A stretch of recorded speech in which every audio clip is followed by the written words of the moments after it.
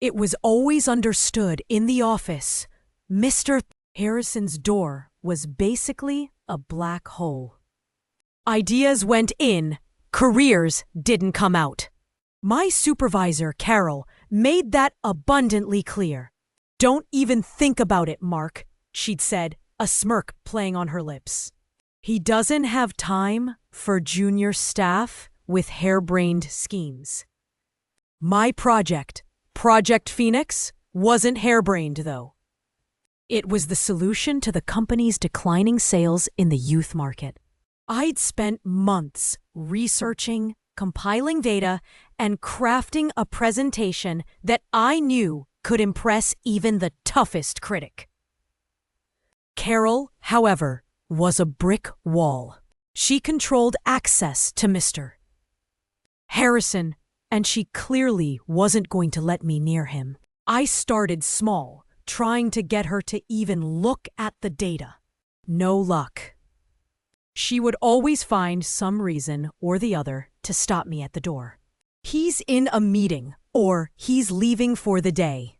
I needed to go over her head. I began working late, observing Mr. Harrison's routines. I learned he arrived early, usually around 7 a.m., and often ate breakfast alone in his office. An idea sparked. I started arriving at 6:30 a.m., grabbing a coffee and waiting in the lobby. One morning, I saw his driver drop him off. Taking a deep breath, I approached him. "Mr.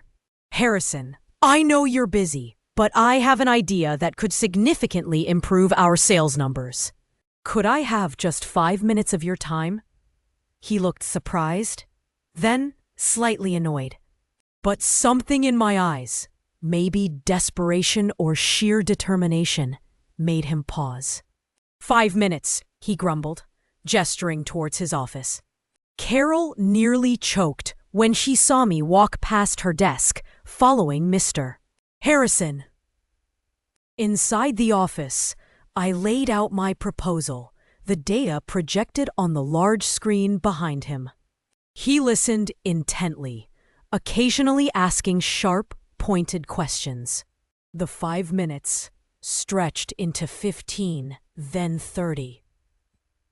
When I finished, he leaned back in his chair, a thoughtful expression on his face. "Interesting," he said finally. "Very interesting. Leave the presentation with me."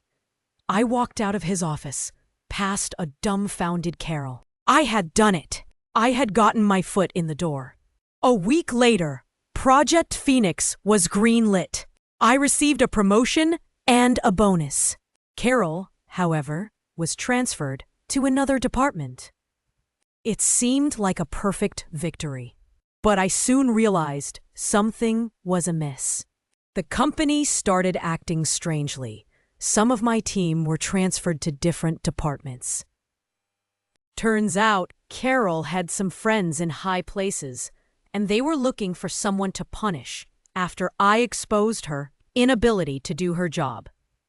I think my project was a bit too successful, and someone somewhere didn't want it to go that way. So, was my success truly worth the collateral damage?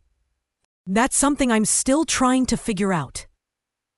And that's just one of the many things that this research was unable to figure out and left unanswered. If you enjoyed this story and want to hear more tales of office intrigue and unexpected twists, be sure to like this video, share it with your friends, and subscribe to the channel for more amazing content.